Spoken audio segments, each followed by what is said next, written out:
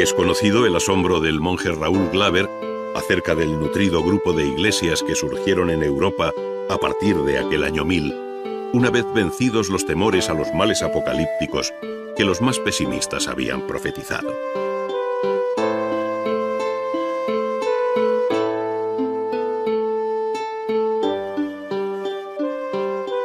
El nuevo milenio pudo contemplar así un amanecer arquitectónico teñido de optimismo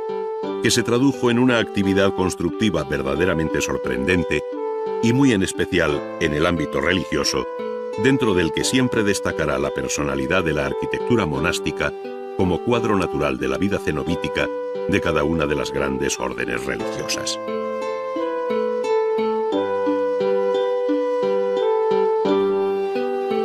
El monasterio prefigura el paraíso celestial,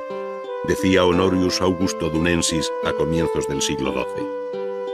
Pero no se puede perder de vista lo que la organización monástica significó también en el desarrollo material, económico y cultural de Europa.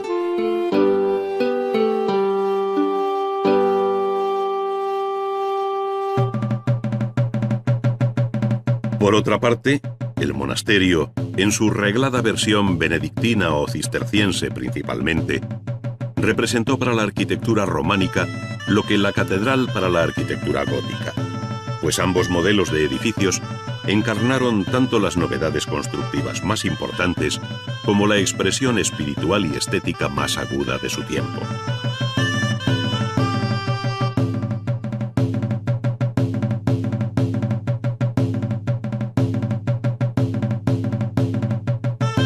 La organización monástica sujeta a una regla, entre las que la de San Benito y sus sucesivas reformas sobresale por encima de todas,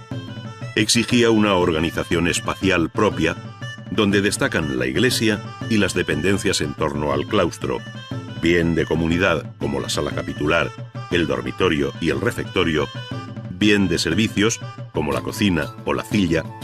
además del locutorio y calefactorio, entre otras, señalando siempre una neta separación entre la zona de los padres y la de los hermanos o conversos. La orden benedictina conoció una profunda reforma en el siglo XI por los monjes de la abadía francesa de Cluny, que en lo temporal y espiritual afectó a todas las fundaciones dependientes de aquella gran abadía madre, de tal modo que se habla de la orden de Cluny y de la arquitectura cluniacense.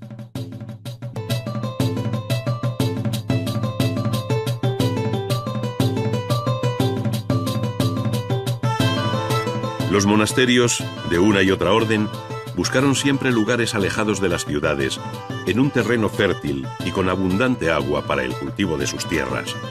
llegando a generar en torno a ellos pequeños núcleos urbanos, como sucedió en el monasterio benedictino de Silos, de obediencia cluniacense.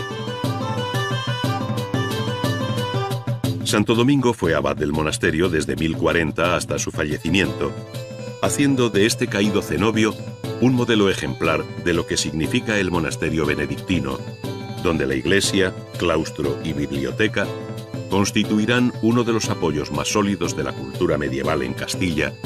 convirtiéndose al mismo tiempo en un centro de peregrinación, dada la ejemplar vida de su santo abad. La iglesia conoció sucesivas reformas y ampliaciones hasta su sustitución en el siglo XVIII por la actual, pero en cambio permaneció intacto su extraordinario claustro, en el que tanto la arquitectura como la escultura de sus capiteles y relieves interiores representan una de las cotas más altas a las que llegó la plástica románica.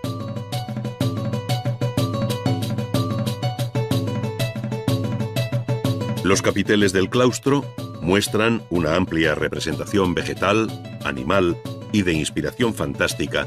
en ocasiones tomada de los bestiarios, donde se mezcla lo natural con lo monstruoso y el mito clásico con el deseo moralizante medieval. Lo prodigioso de estas series es el modo de adaptar aquella difícil iconografía, cuyo simbolismo no siempre resulta fácil de desentrañar, a la superficie de los capiteles, demostrando sus anónimos autores una maestría que no tiene antecedentes en la escultura románica europea. Arpías, grifos, ciervos, leones y aves se ajustan a los capiteles con una naturalidad sorprendente, enredándose unas veces en tallos que paralizan a los animales, mientras en otras luchan entre sí, guardando todas las composiciones una rigurosa distribución axial de equilibrio clásico.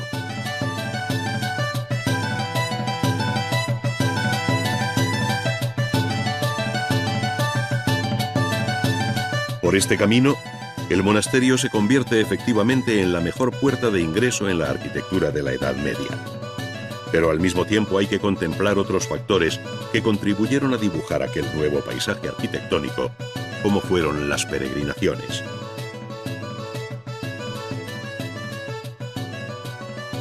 Estas y sus caminos representan el riego sanguíneo que dio vida a este verdadero renacimiento arquitectónico, que no solo impulsó la arquitectura religiosa, sino también la civil y militar.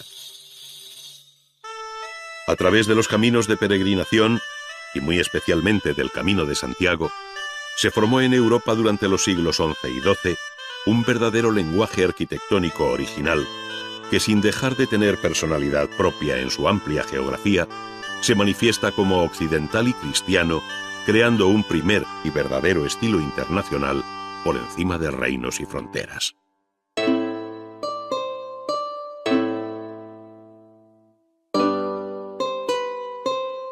Se perfila incluso un modelo de iglesia, llamada de peregrinación por el modo de organizar el espacio en su interior, con una girola o nave que rodea el presbiterio, uniendo las naves laterales del templo para las procesiones y facilitar el acercamiento de los peregrinos a las santas reliquias y entierros, a la vez que se abre una galería o triforio a la nave central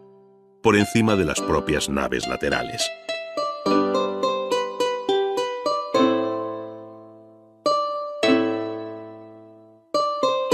Las grandes iglesias de San Martín de Tours, San Marcial de Limoges, Sainte-Foy de Conques, San Sernin de Toulouse y finalmente la más hermosa de todas ellas, Santiago de Compostela, obedecen a este original tipo.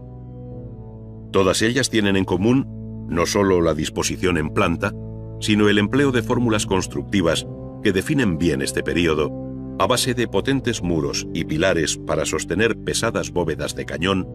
cuyos empujes se contrarrestan exteriormente con unos estribos o contrafuertes.